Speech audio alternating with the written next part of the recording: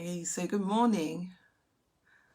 Good morning to you on this wet, blustery Sunday morning when we've actually lost an hour.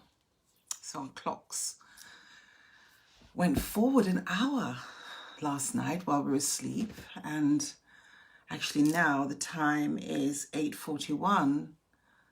Yeah, but it feels like more like 7:41. And I'm just wondering how you're adjusting to that.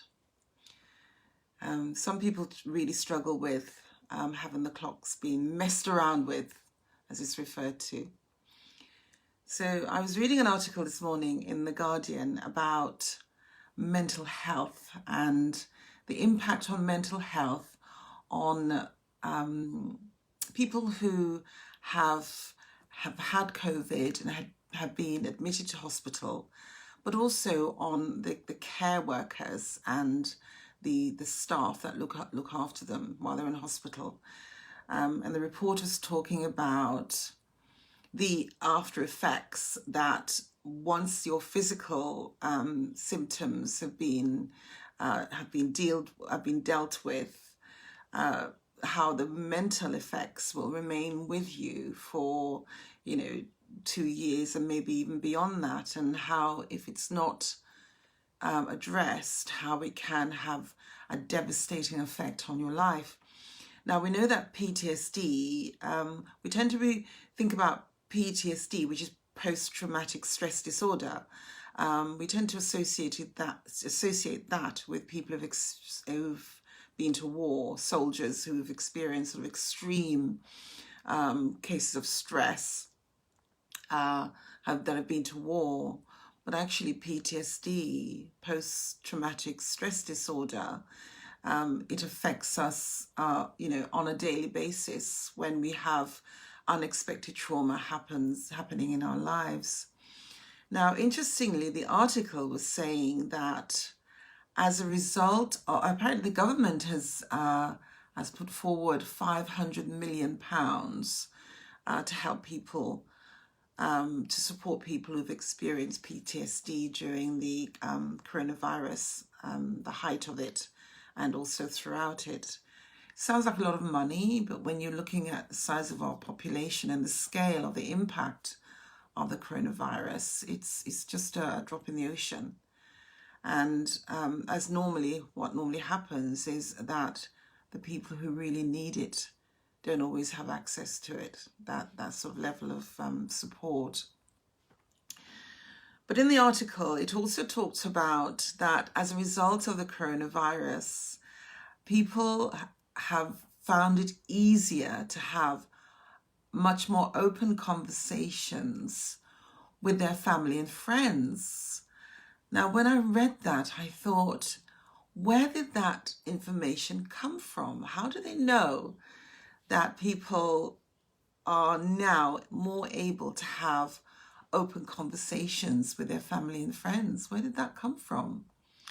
Because, being able to lay yourself bare to people, whether it's people who are in your family, your friendships, or your co-workers, is actually a really difficult thing to do, because to open yourself up and be vulnerable, it requires you to be vulnerable when you start to have open conversations. And where do you start? Where do you start when you want to have a conversation with people about how you're actually feeling, some of the things that you might have held back on because you weren't sure as to whether people would judge you because of how you feel, how you think, your behavior, right? How do you start that conversation? It's not easy, is it? It's not easy to just suddenly just start to say, do you know what? I've just been hanging in there. I've been really struggling. Or to say something like, maybe it's to do with your sexuality. How do you start to have that conversation with people whose point of view you care about, people who you love, and people whose love you depend on to make you feel well about yourself? So I'd be really curious to know if you've started any difficult conversations during the COVID period, and how did it go? What did you say? How did you approach those difficult conversations? And what responses did you get?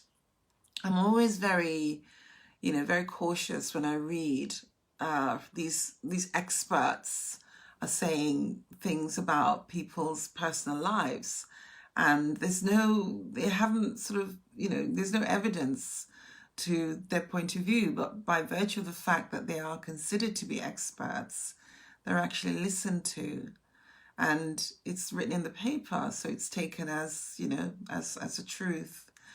So I hope your Sunday's going well. That the rain hasn't really put you off starting your day. It's a bit damp where I am right now. It's actually still raining. Yesterday was just beautiful, wasn't it? And interestingly, I checked my app, my weather app yesterday, and it said it was going to be overcast for most of the day, and it was actually spot on. So didn't actually check to see what was going on today, but it looks, I don't need to check the app. I just need to look out the window, right, to see. You can see the rain on the window. That's still going on.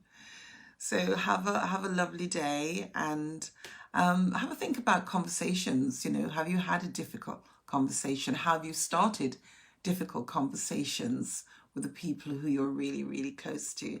I'd be really curious to know, because obviously as a relationship coach, I know how difficult it is to start those difficult conversations.